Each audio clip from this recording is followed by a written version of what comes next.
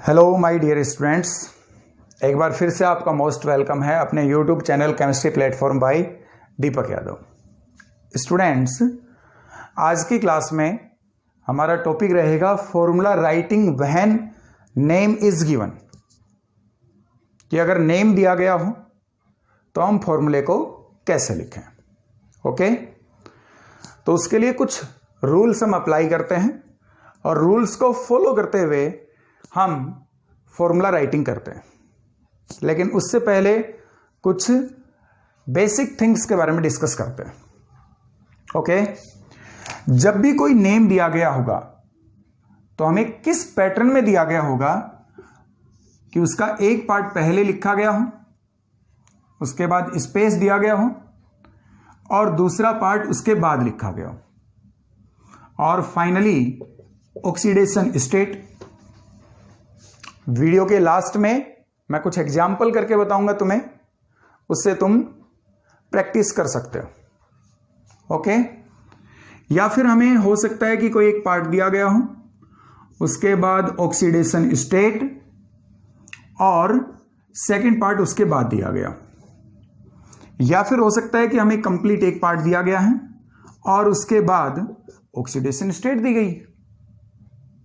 ठीक है, हम इन पार्ट्स को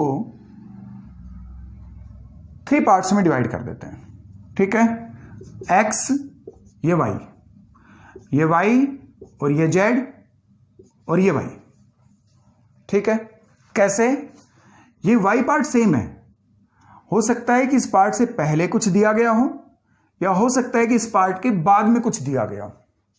ठीक है, तो बेसिकली यहां पर एक्स, वाई और जेड, इसको हमने 3 पार्ट्स में डिवाइड किया है। एक्स और जेड, इनको हम बोलेंगे काउंटर आयन। ठीक है, मतलब नेम में अगर पहले कोई पार्ट और स्पेस है तो ये काउंटर आयन एक्स है। अगर ऑक्सीडेशन स्टेट के बाद कोई पार्ट दिया गया है, मेटल की ऑक्सीडेशन स्टेट के बाद कोई पार्ट दिया गया है, वो जेड है, वो भी काउंटर आयन। ठीक है, जिसमें हम जानते हैं कि एक्स है वो पॉजिटिवली चार्ज काउंटर आयन है और जेड है वो नेगेटिवली चार्ज काउंटर आयन। तो वाई क्या है? वाई रह गया बीच का पार्ट, जो अकेला भी हो सकता है या साथ में भी हो सकता है इनके। ये तुम जानते हो कि एक्स और जेड ये दोनों एक साथ नहीं होंगे, बिल्कुल नेमिंग से रिलेटेड सिचुएशंस क्रिएट होती। ठीक है, वाई को हम क्या बोलते हैं? कोऑर्डिनेशन एंटिटी, या फिर इसको हम कोऑर्डिनेशन स्फीयर भी बोलते हैं। कोऑर्डिनेशन एंटिटी या कोऑर्डिनेशन स्फीयर। ठीक है, तो सिचुएशन क्या है?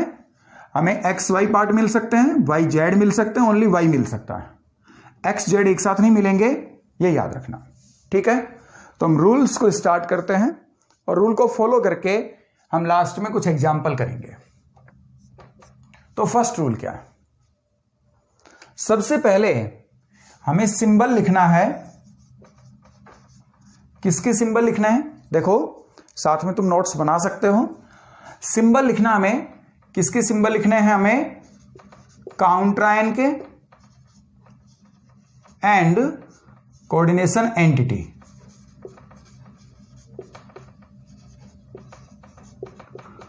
Counter ion and coordination entity. ठीक है, counter ion and coordination entity. तो फर्स्ट रूल क्या है? At first symbol of counter ion and coordination entity is written. लेकिन ये कब अप्लाई होगा? जब दोनों होंगे। कोऑर्डिनेशन एंटिटी के साथ में काउंटर आयन हो सकता है ना भी हो।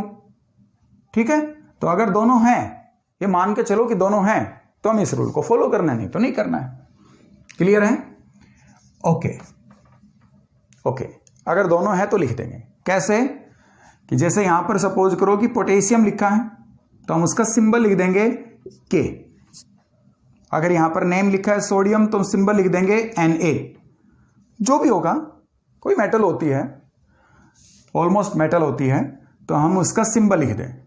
ठीक है, तो काउंटर आयन का सिंबल हो गया और बच गया ये कोऑर्डिनेशन एंटिटी, तो उसका सिंबल भी लिखेंगे। अब नेक्स्ट रूल इनसे रिलेटेड रहेगा कि इसको हम किस किस तरीके से लिखें। ओके, ठीक है। इसके बाद है कोऑर्डिनेशन एंटिटी।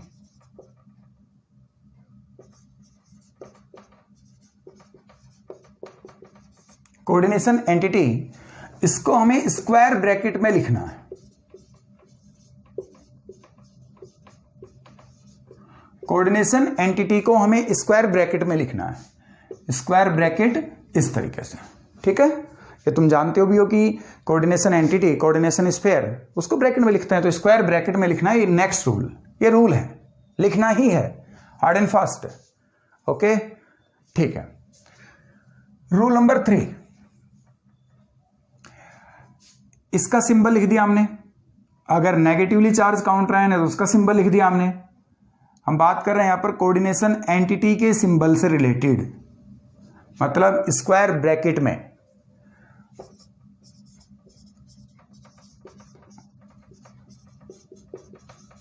स्क्वायर ब्रैकेट में सबसे पहले हमें किसको लिखना है? मेटल को। स्क्वायर ब्रैकेट में लिखेंगे तो एट फर्स्ट हम किसको लिखेंगे? मेटल को, ठीक है। सिंबल लिखना है। स्क्वायर ब्रैकेट में हमें सबसे पहले किसका सिंबल लिखना है? मेटल का। ओके, जो भी, जैसे इस पूरे नेम में हम देखेंगे मेटल क्या है, कोबाल्ट CO, आयरन Fe, जो भी, तो हमें मेटल का सिंबल सबसे पहले लिखना है ब्रैकेट में। ये भी तुम जानते हो कि ब्रैकेट के अंदर मेटल पहले मिलती है और लिजेंड्स बाद में मिलते हैं।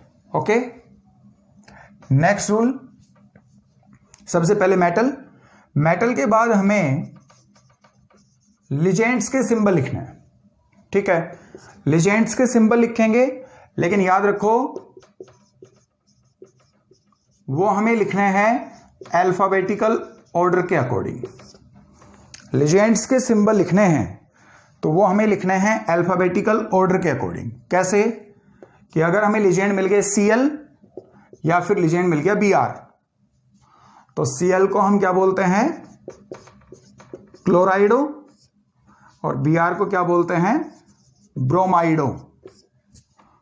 तो लिजेंड्स के जब हम सिंबल लिखेंगे तो अकॉर्डिंग टू अल्फाबेटिकल ऑर्डर लिखेंगे कि ब्रोमाइडो B से स्टार्ट हो रहा है, क्लोराइडो C से स्टार्ट हो रहा है, तो हम किसको प्रायोरिटी देंगे? Br को। मतलब Br को पहले लिखेंगे, ठीक है, और क्लोराइडो को बाद में लिखेंगे। Br को पहले, Cl को बाद में, अकॉर्डिंग टू अल्फाबेटिकल ऑर्डर। ऐसा नहीं है कि इसको लिख देंगे इसको छोड़ देंगे। ओके, तो Br को पहले और Cl को बाद में लिखेंगे, ठीक है। तो रूल क्या है? सबसे पहले काउंटर आयन अगर है उसका सिंबल लिख दिया हमने, उसके बाद कोऑर्डिनेशन एंटिटी, उसका सिंबल लिख दिया, उसको ब्रैकेट में, फिर मेटल चेक करो कौन है, मेटल को लिख दिया, लिजेंड्स को हम अल्फाबेटिकल ऑर्डर के अकॉर्डिंग। ओके, जैसे एग्जांपल यहां पर मैंने दिया है। नेक्स्ट रूल क्या है? नेक्स्ट रूल है कि लिजेंड्स के जब हम सिंबल लिखेंगे तो वो हमें कहां लिखने हैं? देखो, लिजेंड्स के सिंबल को हम पैरेंथेसिस में लिखेंगे। पैरेंथेसिस मतलब क्या होता है? स्मॉल ब्रैकेट, स्मॉल ब्रैकेट में, ठीक है। जैसे सपोज करो कि मेटल है CO और लिजेंड है NH3, तो लिजेंड को हम स्मॉल ब्रैकेट में लिखेंगे, पैरेंथेसिस में लिखेंगे।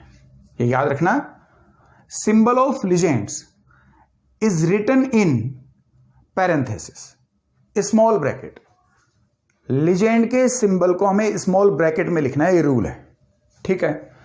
लेकिन रूल नंबर 6 इसी से रिलेटेड और काफी इंपॉर्टेंट है कि हम रनिंग में जब भी सिंबल लिखते हैं तो इस रूल को हम मोस्टली अवॉइड कर देते हैं। तो यहां ध्यान दें, ये काफी इंपॉर्टेंट है। लिजेंड से रिलेटेड है, लेकिन कैसे लिजेंड्स? Mono atomic. कैसे ligands? Mono atomic. Mono atomic कैसे? जैसे Cl है, Br है, F, I, H और O, ये जो लिजेंड्स हैं जो मोनो एटॉमिक फॉर्म में है। मोनो एटॉमिक का मतलब ओनली वन एटम उस लिजेंड में प्रेजेंट है, ठीक है। क्लोराइडो, ब्रोमाइडो, फ्लोराइडो, आयोडाइडो, हाइड्राइडो, ऑक्सो, हाइड्राइड से बनता है ना, हाइड्राइडो, ऑक्सो। तो मोनो एटॉमिक लिजेंड, उसके सिंबल को लिखें तो उसको पैरेंथेसिस में नहीं लिखते हैं, ठीक है ना, ये याद रखना, उसको हम पैरेंथेसिस में नहीं लिखते हैं। ओके, रूल क्या है? Symbol of monoatomic ligands is not written in parenthesis. उसके एग्जाम्पल ये है, ठीक है, जैसे यहां पर NH3 है और सपोज करो कि Cl भी है और वो 2 है, तो हम Cl2 लिखेंगे ऐसे, ठीक है ना। मतलब इन सब को हम स्मॉल ब्रैकेट में नहीं लिखने वाले हैं, पैरेंथेसिस में नहीं लिखने वाले हैं, ये याद रखना, ठीक है। पैरेंथेसिस मतलब स्मॉल ब्रैकेट, तो मोनो एटॉमिक है, उनको स्मॉल ब्रैकेट में नहीं लिखना है, ये काफी इंपॉर्टेंट है, याद रखना, ठीक है। रूल नंबर 7, रूल नंबर 7, ये भी लिजेंड्स के सिंबल से ही रिलेटेड है। वो क्या है देखो, कभी कभी हमें एब्रिवेटेड फॉर्म में लिजेंड्स मिलते हैं। एब्रिवेटेड फॉर्म क्या होती है? Short form. कभी कभी हमें जो लिजेंड्स मिलते हैं वो शॉर्ट फॉर्म में मिलते हैं। कैसे? जैसे एक लिजेंड है EN, पूरा नाम क्या है? Ethane 1,2 diamine.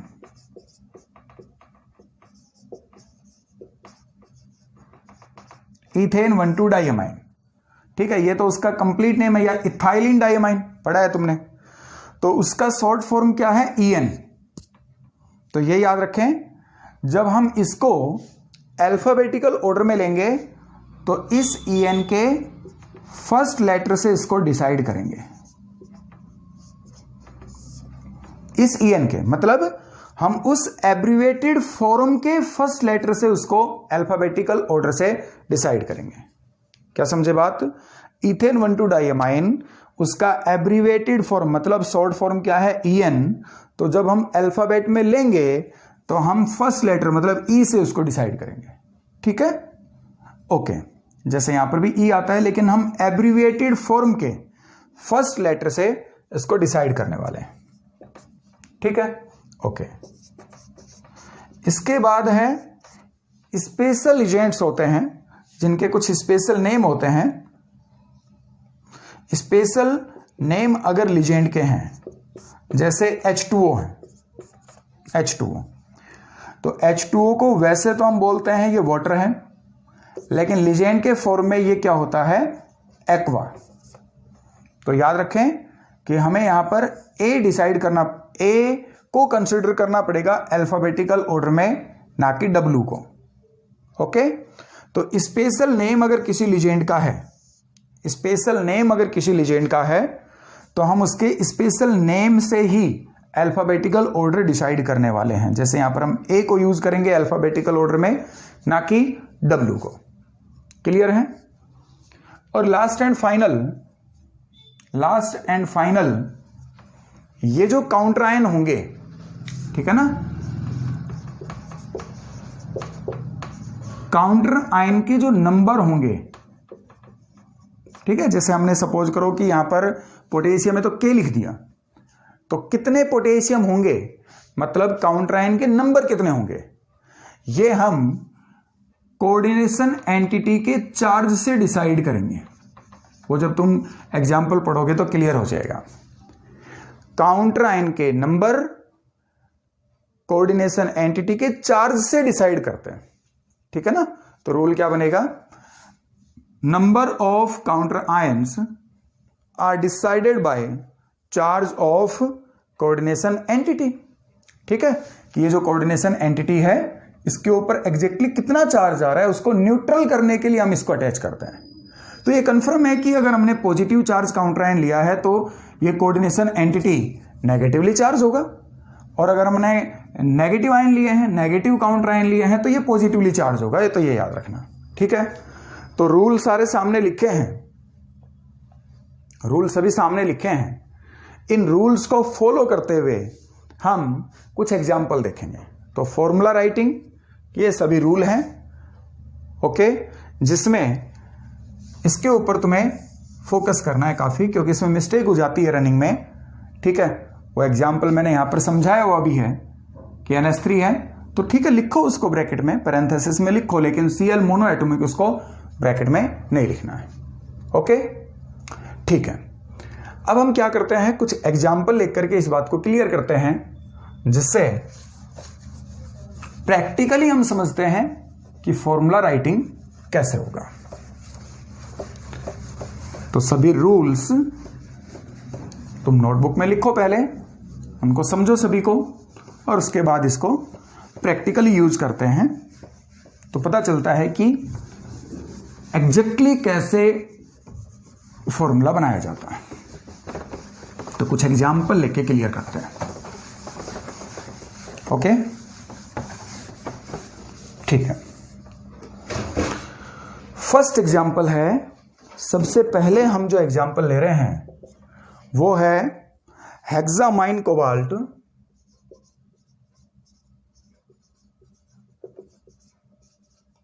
हेक्सामाइन cobalt third chloride, ठीक है, हेक्सामाइन कोबाल्ट थर्ड क्लोराइड। ये हमें कोई नेम दिया गया है और कह रहा है इसका फॉर्मूला राइटिंग करो। तो सबसे पहले रूल क्या है कि हम वहां पर आइडेंटिफाई करें कि नेगेटिवली चार्ज काउंटर आयन या पॉजिटिवली चार्ज काउंटर आयन है क्या। तो मैंने बताया तुम्हें कि एक पार्ट मिलेगा जिसको हमने बोल दिया था Y, फिर हमें मिलेगी उसकी ऑक्सीडेशन स्टेट, और फिर जो पार्ट अगर हमें मिलेगा तो वो क्या है, Z। तो इस नेम में Y और Z ये दो पार्ट्स प्रेजेंट है, जिसमें Z को हम क्या बोलते हैं, काउंटर आयन, और Y को हम क्या बोलते हैं, कोऑर्डिनेशन एंटिटी। तो फर्स्ट रूल क्या है, हमें इसके सिंबल लिखने हैं। तो क्लोराइड का सिंबल क्या होगा, Cl, क्लोराइड का सिंबल हो गया Cl। अब ये Y है कोऑर्डिनेशन एंटिटी, इसको हमें लिखना है स्क्वायर ब्रैकेट में, ठीक है। तो हमने क्लोराइड उसको Cl लिख दिया और Y उसको ब्रैकेट में लिखना है। अब इसके रूल क्या है, स्क्वायर ब्रैकेट में सबसे पहले हमें मेटल को लिखना है, तो इसमें कोबाल्ट, तो कोबाल्ट CO, कोबाल्ट क्या है, CO। मेटल के सिंबल के बाद हमें लिजेंड्स का सिंबल लिखना है। हेक्सामाइन, अमाइन NH3 होता है और हेक्सा 6 है। तो देखो रूल अप्लाई किया हमने कि कोऑर्डिनेशन एंटिटी को स्क्वायर ब्रैकेट में लिखें, जिसमें पहले मेटल को लिखें, मेटल का सिंबल, और उसके बाद लिजेंड्स का सिंबल लिखें। लिजेंड्स को पैरेंथेसिस में लिखते हैं, ठीक है, ये मोनोएटॉमिक नहीं है, इसको तो हमने ब्रैकेट में लिखा है, स्मॉल ब्रैकेट में लिखा है, और उसके नंबर कितने हैं, 6, तो हमने 6 लिख दिया है। क्लियर है, ओके। इसके बाद हमें इन दोनों को मिलाकर के एक फॉर्मूला बनाना है। तो इसके दो पार्ट थे, Y और Z दो पार्ट थे, उसको हमने अलग अलग लिख दिया है, ठीक है। कुछ स्टेप वाइज चलते हैं हम और देखते हैं कि चार्ज कितना होगा। लास्ट एक रूल बताया, लास्ट में जो रूल था वो ये कि number of counter ion is decided by charge of coordination entity. तो कितने Cl अटैच होंगे ये चार्ज के ऊपर डिपेंड करेंगे। तो सबसे पहले हमें कोऑर्डिनेशन एंटिटी के ऊपर चार्ज कैलकुलेट करना है, और कोऑर्डिनेशन एंटिटी के ऊपर चार्ज कितना होता है वो पिछले एक क्लास के अंदर एक फॉर्मूले से मैंने बताया तुम्हें, charge of metal plus charge of ligand is equal to charge of complex. तो ये कॉम्प्लेक्स का चार्ज आ जाएगा, ठीक है। तो वो क्या है, तो चार्ज ऑफ मेटल, तो मेटल क्या है यहां पर, कोबाल्ट, और कोबाल्ट का चार्ज या ऑक्सीडेशन स्टेट कितना है, 3rd, तो वो है +3, ठीक है। तो charge of metal is 3 plus charge of legends NH3 is a neutral legend, तो उसका चार्ज कितना है, 0 इज इक्वल टू, तो ये चार्ज कितना आ गया, +3, ठीक है। तो इस कॉम्प्लेक्स का चार्ज कितना है, +3, और Cl का चार्ज कितना है, -1। Cl का चार्ज कितना होगा, -1। तो इन दोनों को अटैच करने के लिए हमें इनको न्यूट्रल करना है, और न्यूट्रल कब होगा, +3 और इधर भी कितना होना चाहिए -3। इधर अगर +3 है तो इधर कितना होना चाहिए -3। मतलब नंबर सेम हो और साइन क्या हो ऑपोजिट हो। क्लियर है? तो ये +3 है और ये -1। तो या तो तुम यहां पर hit and trial method use कर सकते हो कि क्रॉस करके मल्टीप्लाई कर दो इसको। तो इसको इधर 1 है तो इसको हम 1 से मल्टीप्लाई कर दें, और ये इधर 3 है तो इसको हम 3 से मल्टीप्लाई कर दें, तो ये हो जाएगा -3 और ये हो जाएगा +3। तो इस सिचुएशन में ये चार्ज इक्वल हो जाएगा। ठीक है, तो हमने इसको 3 से मल्टीप्लाई किया है तो हम Cl कितने लेंगे 3 लेंगे।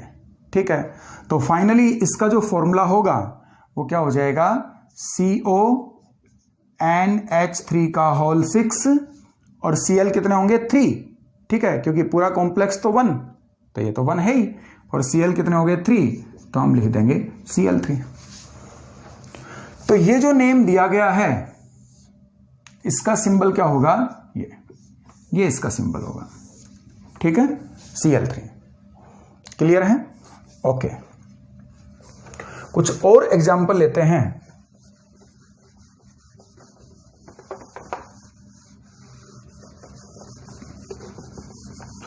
नेक्स्ट एग्जाम्पल लेते हैं, एग्जाम्पल नंबर 2। सबसे पहले हमें लिखा हुआ मिले पोटेशियम, और पोटेशियम के बाद थोड़ा सा स्पेस मिलेगा। इसका मतलब यहां ये कंफर्म हो गया है potassium is a positively charge counter ion. ठीक है, इसके बाद स्पेस के बाद मिलेगा हेक्सा क्लोराइडो प्लेटिनेट, हेक्सा क्लोराइडो प्लेटिनेट, और उसके बाद हमें मिल जाए इसका ऑक्सीडेशन स्टेट। ठीक है, तो रूल्स को फॉलो करें। इस नेम को हम 2 पार्ट्स में डिवाइड करें।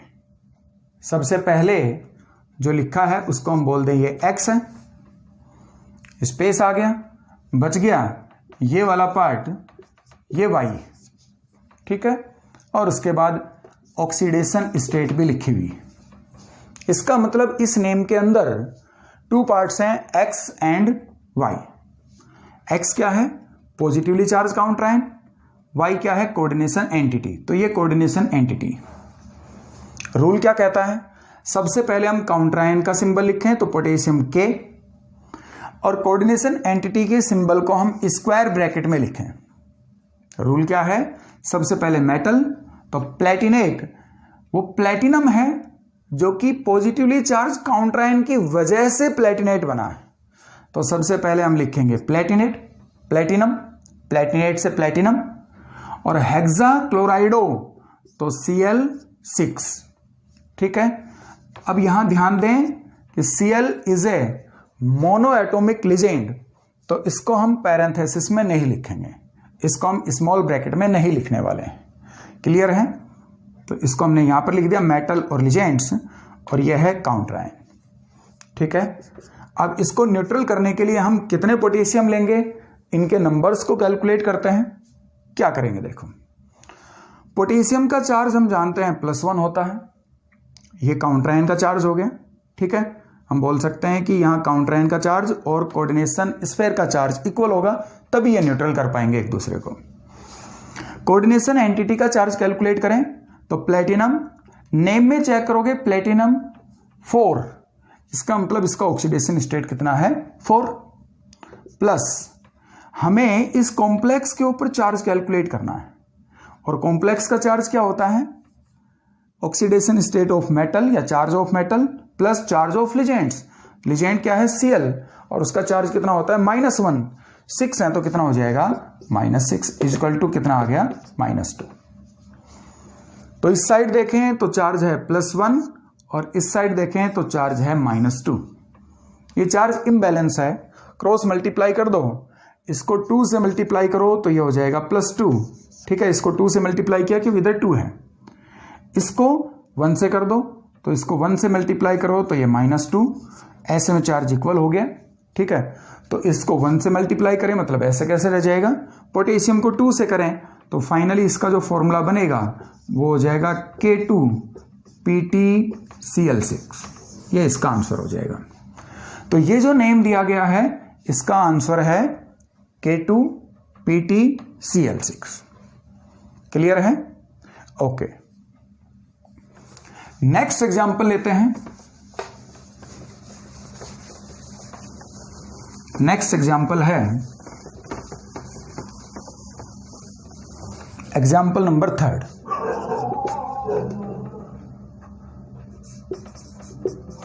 टेट्रा कार्बोनाइल निकल 0। ओके, टेट्रा कार्बोनाइल निकल 0, ये एग्जांपल लिया हमने। ओके, और ऑक्सीडेशन स्टेट 0। थोड़ा फोकस करें तो हमें यहां पर केवल एक ही पार्ट मिला है। इस पार्ट को हम क्या बोलते हैं? Y।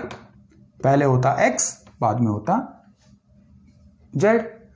तो ना तो यहां पर X है और ना ही यहां पर Z, तो ओनली Y।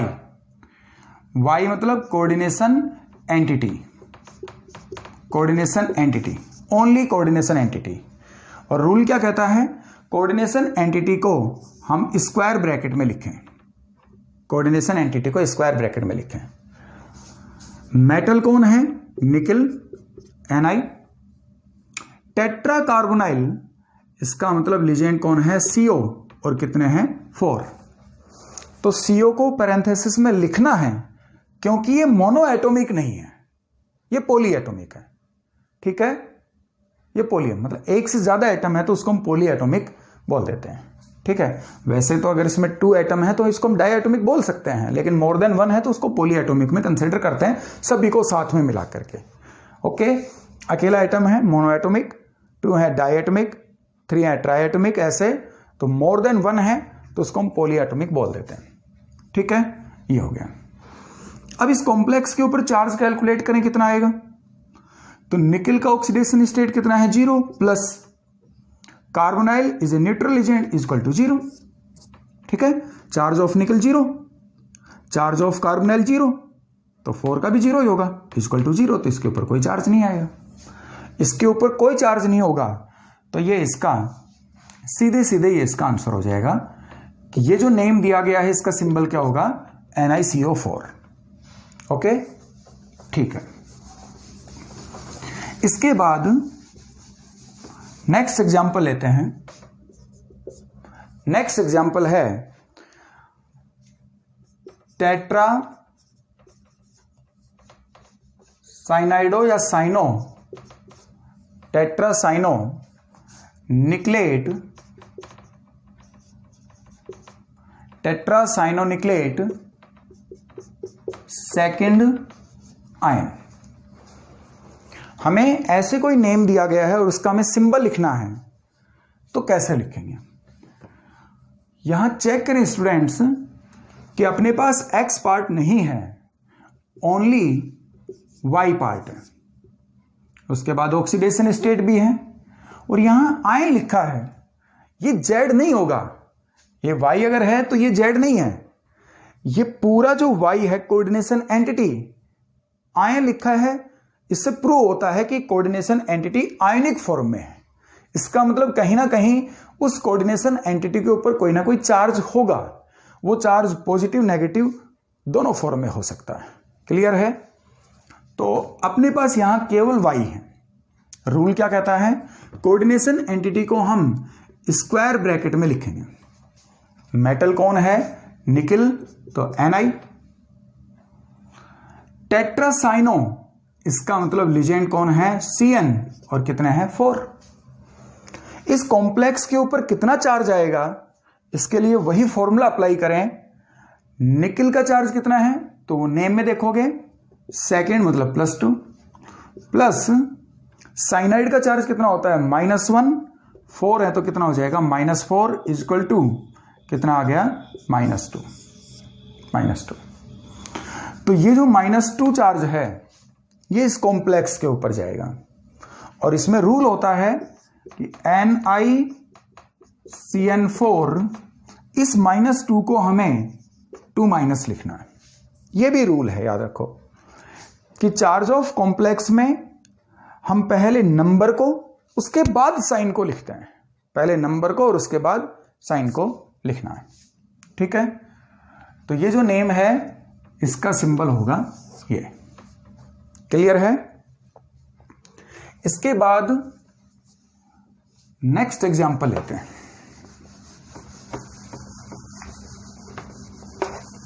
नेक्स्ट एग्जांपल है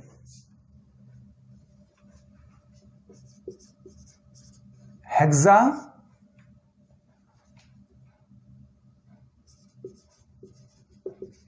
अमाइन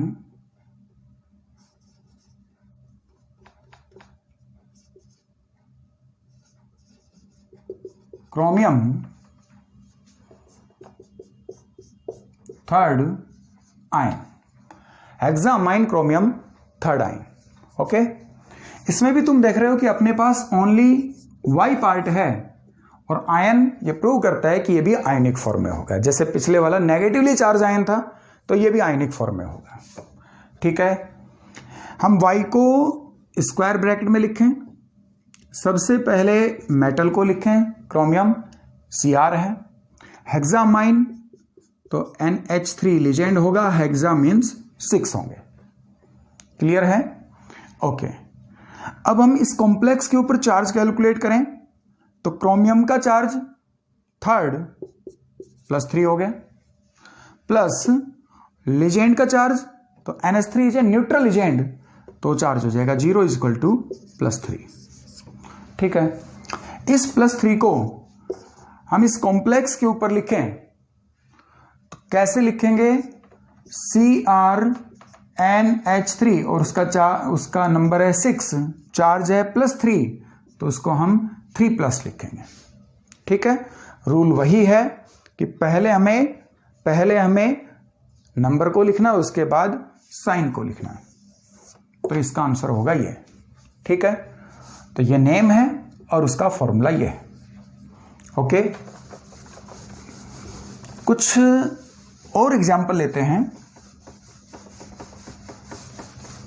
जिससे क्लियर होता है कि नेमिंग हम कैसे करते हैं, ठीक है। फॉर्मूला राइटिंग कैसे करते हैं। ट्रिस ऑक्जेलेटो, ठीक है, ट्रिस ऑक्जेलेटो। तो इससे कुछ क्लिक हुआ होगा, ट्रिस ऑक्जेलेटो, और ऑक्जेलेटो को यहां, ठीक है, ट्रिस ऑक्जेलेटो। ऑक्जेलेटो के लिए ट्रिस लगाने की आवश्यकता नहीं है, तो कुछ और एग्जाम्पल लेते हैं हम, और वो लेते हैं ट्रिस इथेन 1,2-डाइअमाइन।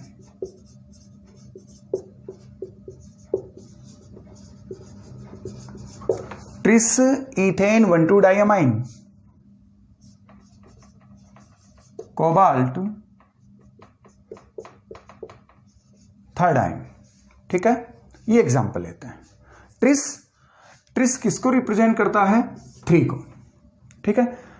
कुछ स्टूडेंट यहां कंफ्यूज हो गए होंगे कि ऑक्जेलेटो हमने क्यों नहीं लिखा, क्योंकि हम ऐसे लीजेंड को जिसमें न्यूमेरिकल वर्ड आता है उन्हीं के लिए हम बिस ट्रिस वर्ड यूज करते हैं, तो इसलिए हमने ये एग्जांपल लिया है। तो tris ethane one two diamine cobalt third ion.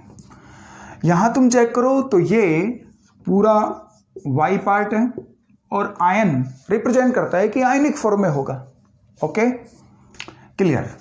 Coordination entity को हम ब्रैकेट में लिखेंगे, स्क्वायर ब्रैकेट में। कोबाल्ट मेटल है तो CO। इथेन 1,2-डाइअमाइन, इसका एब्रीविएटेड फॉर्म क्या होगा? EN, तो यह आ जाएगा EN, ठीक है, ब्रैकेट में लिखना है, मोनो एटॉमिक नहीं है। ट्रिस 3 होंगे, ठीक है, ओके। इस पूरे कॉम्प्लेक्स के ऊपर चार्ज कैलकुलेट करें तो CO का चार्ज नेम में देखोगे थर्ड मतलब +3, plus EN is a neutral agent 0 = +3। तो इस कॉम्प्लेक्स का चार्ज कितना हो गया? +3। तो कैसे लिखें? COEN3 और ऊपर हम 3 प्लस लिखें। ठीक है, ये याद रखना कि नंबर को पहले और साइन को हम बाद में लिखते हैं। तो ये कुछ एग्जाम्पल हैं जिससे हम फॉर्मूला राइटिंग को समझ सकते हैं। ठीक है,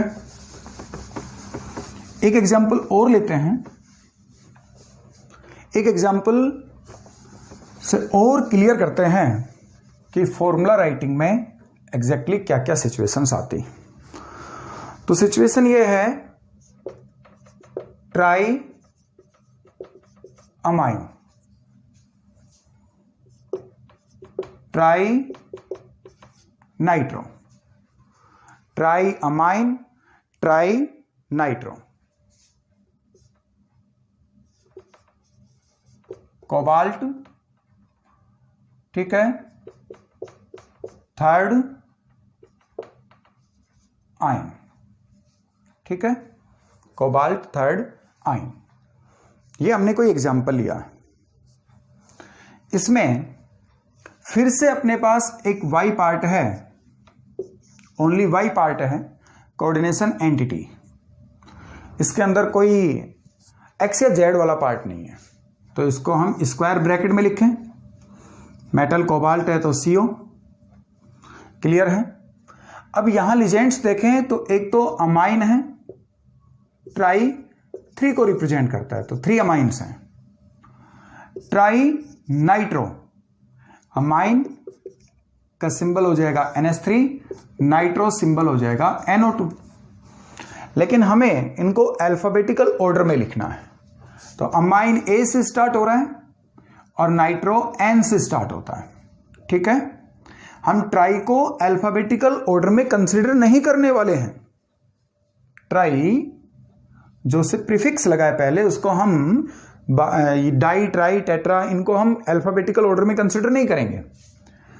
तो अमाइन 3 है, A से स्टार्ट हो रहा है, तो NH3 3 है। ट्राई नाइट्रो NO2 वो भी 3। ठीक है, दोनों को पैरेंथेसिस में लिखना है, स्मॉल ब्रैकेट में लिखना है। ओके, इसके ऊपर चार्ज कितना होगा? तो चार्ज के लिए हम कोबाल्ट का चार्ज लें तो थर्ड है, तो +3। Okay, plus NH3 is a neutral agent, +0, plus NO2 is a negative agent, NO2 is a negative agent, तो यहां पर आ जाएगा टोटल 3 है तो -3 = 0। तो इस कॉम्प्लेक्स के ऊपर कोई चार्ज नहीं है, तो नेम में हमें आयन भी नहीं मिलेगा। ये याद रखें, ये हमें सिंपल फॉर्म में मिलेगा। ठीक है, क्योंकि कॉम्प्लेक्स का चार्ज कितना है? 0, तो इसके ऊपर कोई चार्ज नहीं होगा, 0 को रिप्रेजेंट नहीं करना है, तो इसके ऊपर कोई चार्ज नहीं होगा, तो ये न्यूट्रल, इसलिए हमें आयन भी नहीं मिलेगा। एग्जाम में हमें मिलेगा वो प्रॉपर फॉर्म में मिलेगा। ठीक है, बनाते टाइम हो सकता है कोई मिस्टेक हो जाए, लेकिन एग्जाम में प्रॉपर फॉर्म में मिलेगा ये न्यूट्रल है, क्योंकि इसका चार्ज 0 है। तो इस क्लास में हमने फॉर्मूला राइटिंग के बारे में पढ़ा है। ओके, लगे रहो, कंटिन्यू स्टडी करो, पूरे जोश से स्टडी करो। ठीक है, पॉजिटिव मेंटलिटी के साथ में स्टडी करो। Okay, thank you.